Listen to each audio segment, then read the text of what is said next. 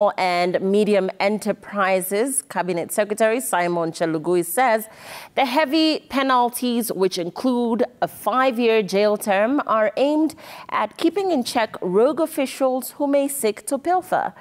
CS Chelugui has asked members of the public to disregard all forms of communication, inviting them to register for the fund on websites or phone numbers, as Seth Olale reports.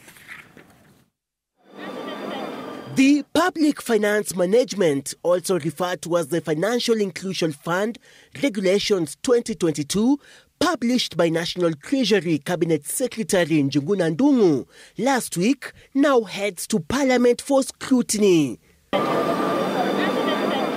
The proposed laws will undergo assessment by the National Assembly Committee on Delegated Legislation, chaired by Ainab Koi MP Samuel Chepkonga, following the conclusion of public participation today.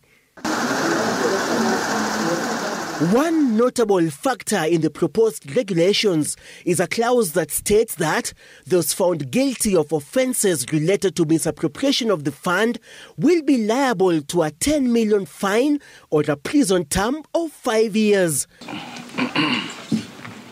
Cabinet Secretary for Cooperatives and Micro, Small and Medium Enterprises, Simon Chelugui, during a press briefing, clarified that the penalties will target rogue officials and not loan defaulters. The penalties outlined in the regulations, which is the normal PFM regulations, target fund officials who may embezzle or misappropriate or misapply the funds. The government putting on notice elements spreading false information regarding means of assessing the Hustlers Fund.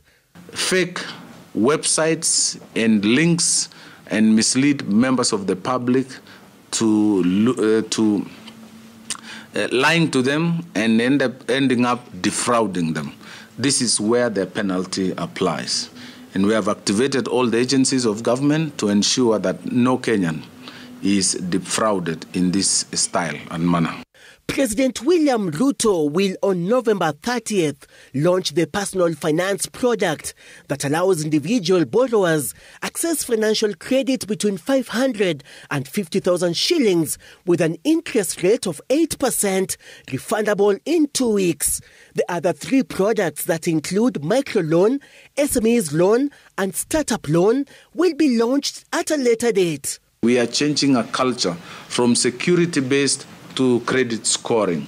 So if we are doing that, we'll begin with low amounts, and based on your credit score, then you graduate.